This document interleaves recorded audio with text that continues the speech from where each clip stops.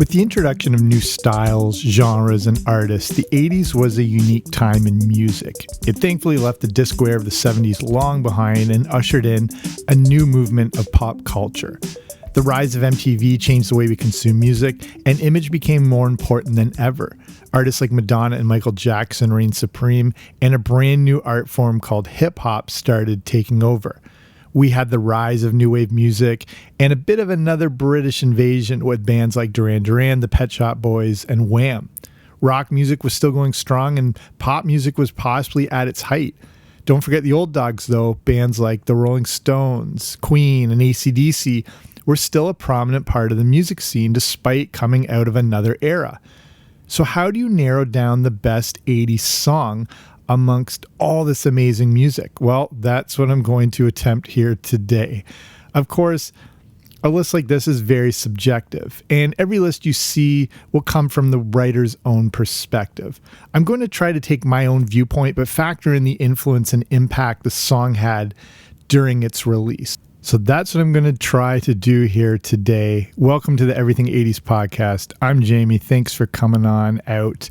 And I was putting this whole list together and I wanted to maybe, start including audio clips and features of the songs, but there's technically you're allowed to when it comes to copyright issues as far as containing little snippets of the song you're discussing. But since I'm covering, quite a few, I was just going to leave it at that. But what I have done is put together a Spotify playlist of these top 15 songs, all ranked in order, that you can check out. And wherever you're listening to this on, like whatever podcast app, if it's Apple Podcasts or even on Spotify, there should be a link that you will find in the show notes, and that will give you access to that playlist so you can listen along or check it out after.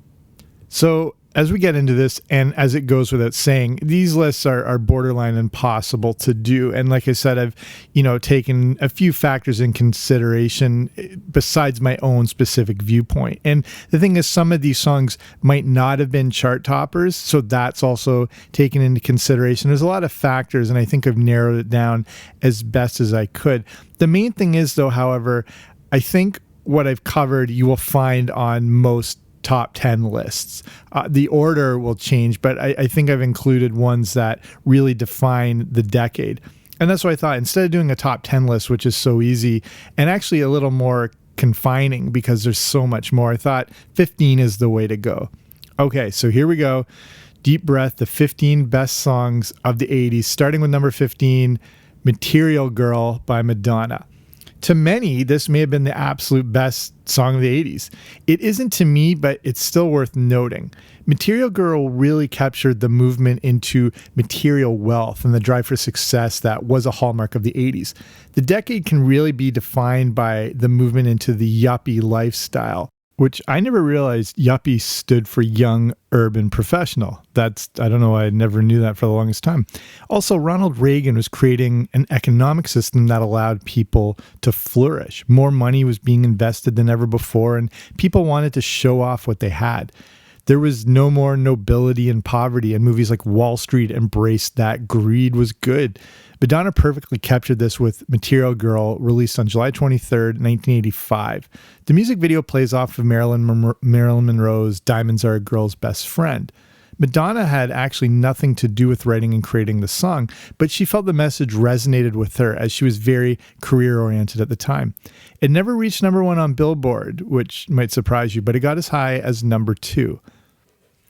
At number 14, Total Eclipse of the Heart by Bonnie Tyler. I feel that this song has only gotten better with time. This song goes all the way back to 1983 and is really like the epitome of heart and passion of an 80s sort of power ballad. I never knew this, but Bonnie Tyler is Welsh, and the song was released on her 5th studio album, Faster Than the Speed of Light. The song was a massive hit when it was released on February 11th, 1983. It was a huge hit in the UK and was the 5th highest selling single for all of that year. It has sold 6 million copies worldwide and was certified gold. The original version was actually pretty long and needed to be shortened for radio play. Bonnie Tyler takes some influence from Meatloaf, who likes to record epic long-playing singles. Total Eclipse of the Heart started out as a 7-minute song and was then shortened down to 4 minutes and 30 seconds. Again, this song is the definitive power ballad, and it showcases all of Bonnie Tyler's range and her powerful singing ability. Number 13, Wake Me Up Before You Go by Wham. And, some consider Wham a bit of a joke band, but I really don't think that's the case. Formed in England in 1981, Wham is made up of George Michael and Andrew Ridgeley. They embraced a lot of elements of funk and soul music early on. They put out their first album in 1983, and it was actually a pretty socio-political album.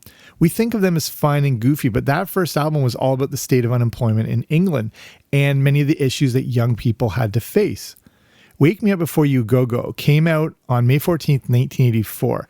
And in case you didn't know, this was a massive hit, going certified platinum, selling over 2 million copies. The whole origin of this song comes from a note that Andrew Ridgeley had left his parents. In the note, he had scribbled, "Wake me up before you go." But up was accidentally written twice, so he threw another go in there. Fun fact of the podcast. At number 12, The Power of Love by Huey Lewis and the News. The greatest movie single ever written, to me, and a song that cannot be heard without picturing the movie associated with it. The other day, so I'm walking out of a grocery store, and I heard The Power of Love playing on the store's outdoor speakers, and I don't ever remember hearing this really in public. It's kind of weird to hear this song. And there's no way not to think that you're Marty McFly walking around Hill Valley instead of me at this crappy market in my town. It's a completely transformative song. It just takes you into this absolute 1985 Marty McFly era. It's a really weird experience. The Power of Love was Huey Lewis's first number one hit and came out in June 1985, just before the movie was released on July 3rd. The song was obviously written just for the movie and became this iconic power love song anthem. Again, when you hear it, you just want to grab the back of a cop car and start skateboarding. Please don't do that. Most people aren't familiar with the music video. So if you have time and you can track down YouTube, just look up the Power of Love official video, because most people have never seen this thing, and it's a pretty awesome companion piece to the movie. So definitely check it out. Number 11, Jump by Van Halen. I always think of this as being a 90s song for some reason, but it's a genuine 80s rock anthem. Van Halen ruled the decade, and this song will never die. It goes all the way back to 1983, which, again, I do not recall it being that old. It was released in that December. Van Halen, again, the quintessential hard rock guitar-driven band, but this was one of their very first songs that featured keyboards. The famous synth line that they created for the song actually goes back to 1981, when Eddie Van Halen started first putting this song together. But that new sound that you're looking for, it was rejected by the rest of the band. The name of the song is pretty morbid, as it comes from Eddie Van Halen thinking about a news report he saw about a man attempting to jump off a building. Van Halen envisioned someone below saying, "Go ahead and jump." Instead of basing it on this dark theme, Van Halen decided that the idea to jump was an invitation to, love people. So they went a more adorable route, it looks like. The song went gold and would be a staple for sports stadiums everywhere for probably the end of time. Number 10, You Spin Me Round, parentheses, Like a Record by the band. Probably no one could name this band if they had a gun to them. The band is named Dead or Alive, unless you're a super fan, no offense. I always find it hilarious when songs and their titles have that parentheses in them. It just sort of tacks on the focal point of the song, and I don't know why it just can't be used in the main title. I also feel this list is now becoming a little bit of the soundtrack to The Wedding Singer as I'm looking back on here, but maybe they were onto something with what they thought were the best songs of the 80s. That's what I mean. The songs I'm covering, again, the orders will be disagreed on, but I think it's understood that a lot of these songs will make these lists. If you ever go to a bar, club, or listen to some sort of 80s throwback night, this song 100% will make an appearance. Dead or Alive, fun fact, was another British band that made up that second invasion I was talking about as we went into the 80s. This song was included on their 1985 album Youthquake. The single was released in England in 1984, and it hit number 1 there. In the US, it made it to number 11. You wouldn't think so to hear it, but a lot of the influence of the song comes from Luther Vandross, of all people. So the studio wasn't that excited about it. One of the members of Dead or Alive had taken out a $2,500 loan to record it, and the studio still thought it was awful. But regardless of that, it made a dent and an impression, and a song that really sort of captures the 80s. And again, you can't really picture 80s music without this song. At number 9, one of my all-time favorites, She Drives Me Crazy by the Fine Young Cannibals. A bit of a one-hit wonder, though if you remember the song Good Thing, one of their follow-ups, that was a pretty solid song too. The Fine Young Cannibals, again, perfectly captured the 80s sound with She Drives Me Crazy. It made great use of the 80s snare drum, that pop sound. You know what I'm speaking of when you hear it.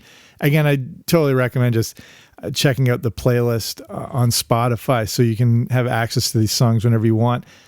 So that definitive sort of pop 80s snare sound, this was created specifically in the case of She Drives Me Crazy. It was recorded with just the snare drum by itself, so they could really isolate and bring out the tones of the snare and get that super high pop sound. So you might think it sounded like electronic drum samples, but this was all real acoustic drums in the song. So the way they got this was they put a speaker on top of the drum, and then they put a microphone below the drum.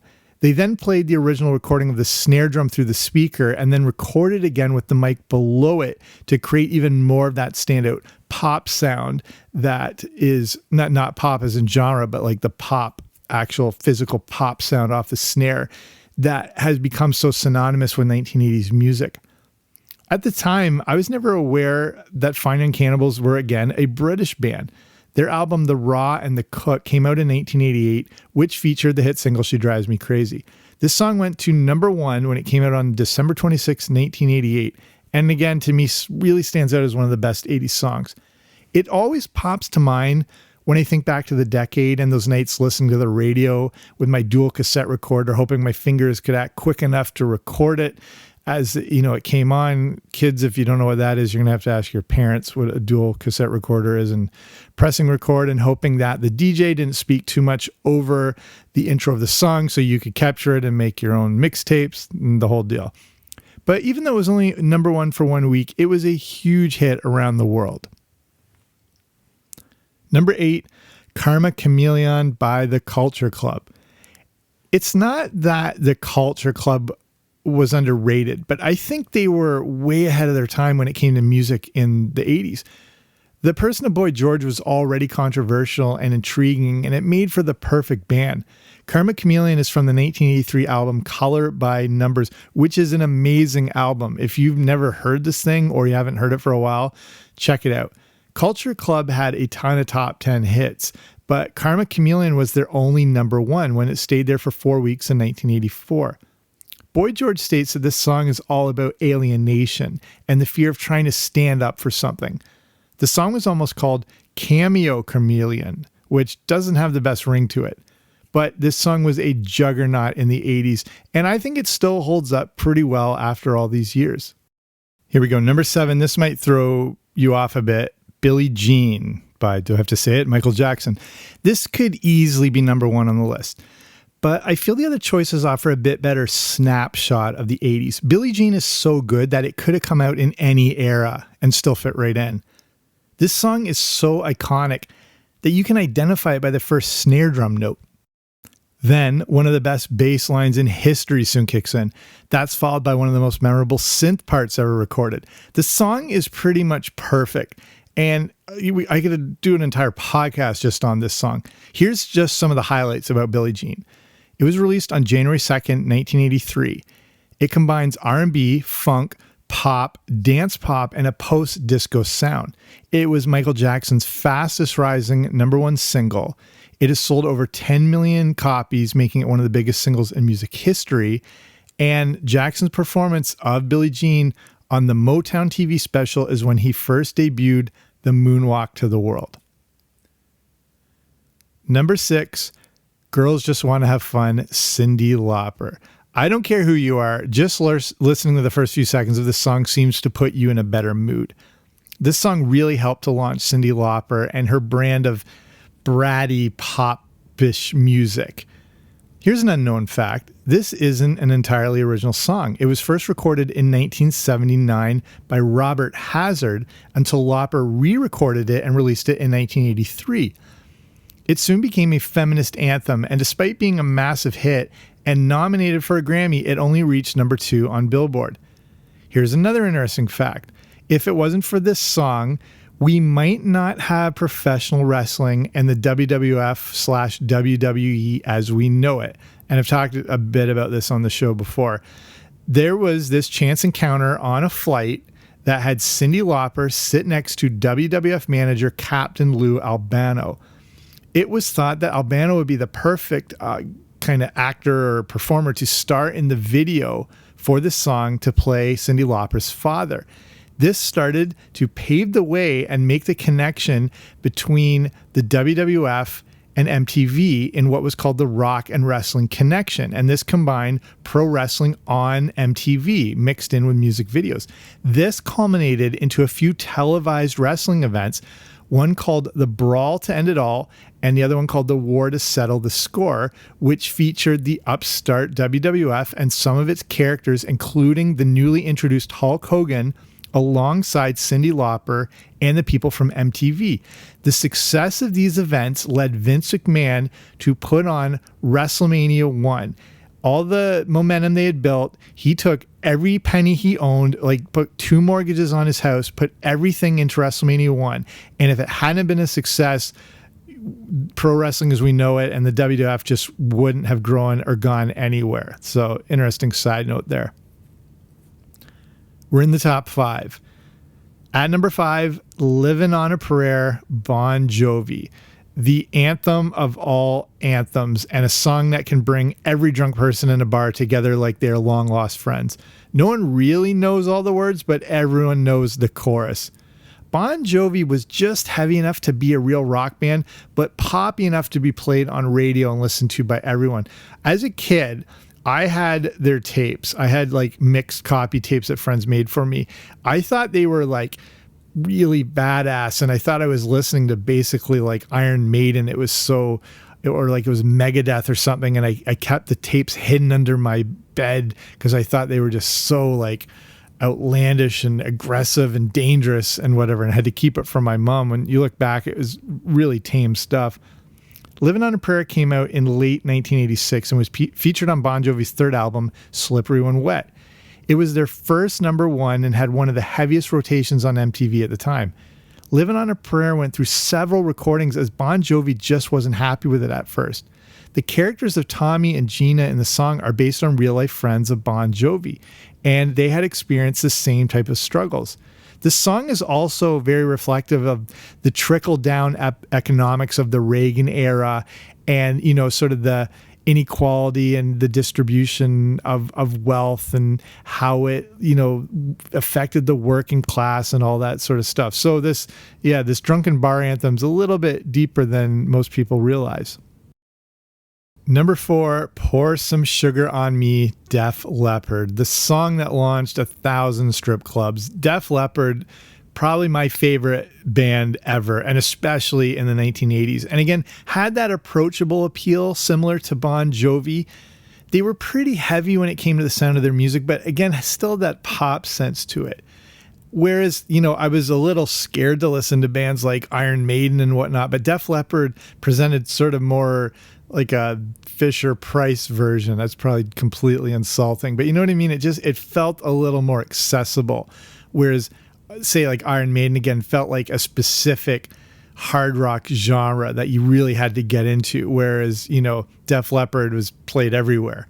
Pour Some Sugar on Me is another great anthem rock song, again, in the spirit of Living on a Prayer. It has this punchy but airy sound to it, and is still a great hit all these years later.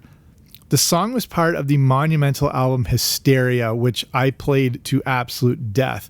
It was released in 1987, and I don't remember this being, getting a little later into the decade. I thought it was a little earlier. But when they put the single out, it was on April 16th, 1988, obviously a massive hit right out of the gate. But it didn't reach number one. It was kept at number two thanks to Richard Marx's Hold On to the Night, which I find just hilarious. Pour Some Sugar on Me takes a lot of its influence from the song that's coming up next.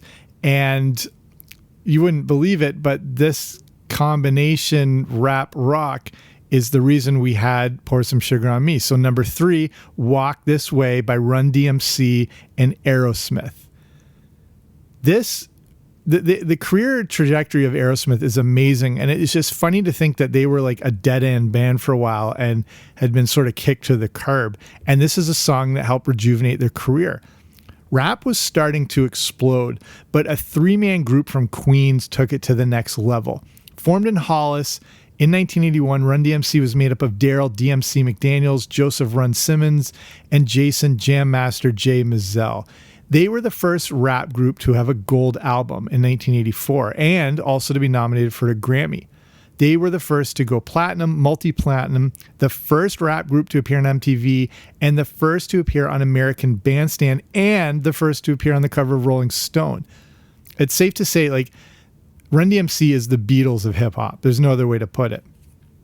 So the story with this song, the members were flipping through albums while in the studio and came across an old album by Aerosmith called Toys in the Attic from 1975. Aerosmith, like I said, was pretty washed up at that point, but Run DMC liked the sound and they started to freestyle over a song called Walk This Way.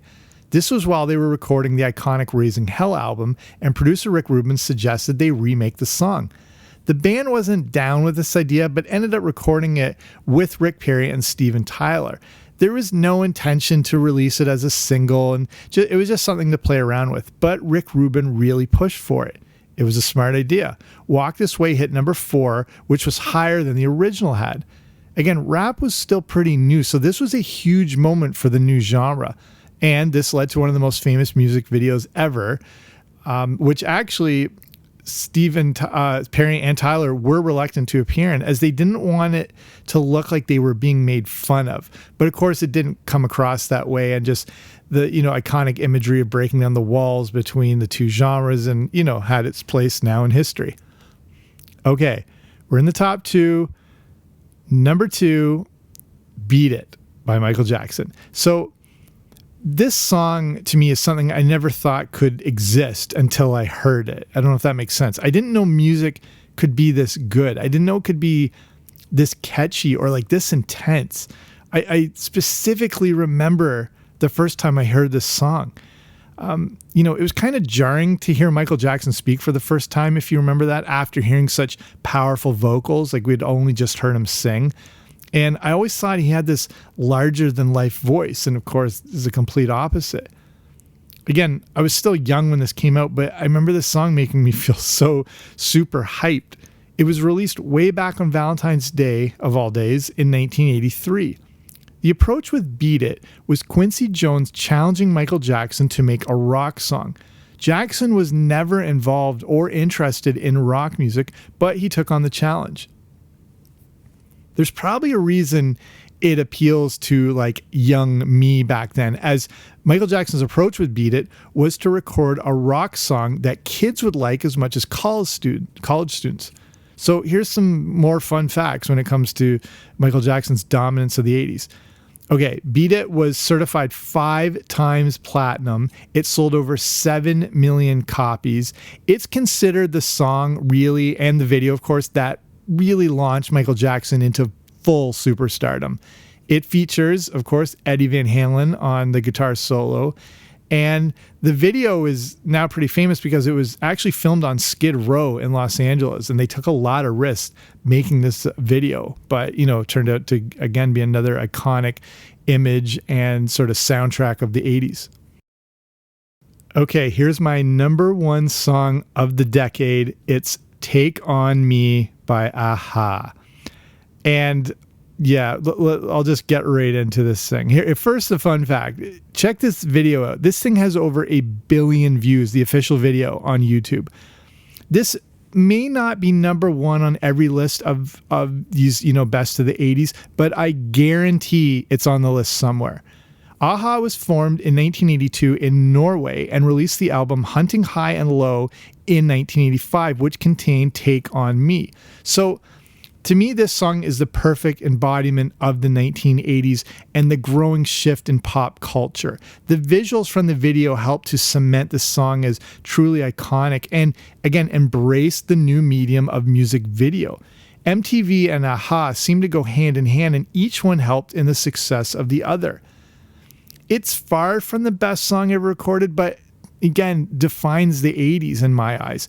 Take On Me was first released in October of 1984, then re-released in 1985 as it went through 3 different versions. The earlier version had more of a punk rock feel to it, but then it became more of the melodic version we know. Take On Me is the ultimate in 80s synth pop and strong melody. You still get a little bit of a feel of its punk origins because of its relatively fast tempo of 169 beats per minute, which is a lot faster than most other songs. It mixes a lot of interesting drum patterns, and it really shows off the vocal range of singer Morten Harket. And what makes this the best song in the 80s to me has to also do with the visuals, which were now, becoming so increasingly important. And that's a big factor in what makes it number one to me. It wasn't just enough to have a great song. You had to have a great video to go along with it. A mediocre song could be made better by a great video, and a great song could be ruined by a crappy video. Take On Me combined the two things beautifully with its artistic, pencil-drawn visuals into one of the most famous music videos ever made. Okay, so I better start winding it down here. If your favorites weren't included on the list, everyone's going to have to sort of form a single file line on the right with all the other people I may have insulted with this list. Again, it's almost impossible to make this, definitive 1980s list, but, as I explained from my perspective and with the other factors involved, I think it's pretty good. I think we can agree that pretty much all these songs would exist on a list of what makes up the best music of the decade. The order, again, may change, but you'll always see these entries. So I'll start finishing it off here. And as I finish up, I just want to give a shout out to the patron of the week. And these are like the top level patrons, which I'll explain more in a second. So also a bit of a profile on some of them. So this week, shout out to Daryl and looking at some of his favorite 80s things. So his favorite 80s movie is 1987's Empire of the Sun, which is not that it's an underrated movie by any means, but it's easily sometimes overlooked. If you haven't seen this thing for a while, check out Empire of the Sun to remember how powerful this movie is. Favorite 80s TV show, he loves Silver Spoons because perfectly pointed out that he thought in order to be rich, you had to have an arcade machine in your home, just like on Silver Spoons. So that I remember that clicking into this is the absolute height of wealth and luxury. His favorite 80s band, The Cure. And you can never go wrong with The Cure. So if this is new to you, patreon.com is a way to support small shows like this for, small monthly fees as low as $2. But then you get different rewards for joining, and there's different tier levels. So the top tier levels where you get shout outs like this with Daryl, and where, do quick little bios and profiles, and I'll be doing those in the next coming weeks. But then again, there's the different levels, and say the Boba Fett level, which is right in the middle. It gives you access to the Everything 80s Movie Club. You can just check it out by going to patreon.com/80. So patreon.com/80s and just have a look. Cause I'll put the show when the podcast is released, I'll put it on Patreon first before I put it out to the world. Basically, I'll share every now and then on Saturdays, I'll put some of my all-time favorite Saturday morning cartoons and little profile and information about that, clips from old commercials, all sorts of stuff. So, if you're interested, just go have a look, check that out. But I'll finish it up here. Thanks for listening. I hope you enjoyed this episode. I'll be back soon with a new one. Don't you dare miss it.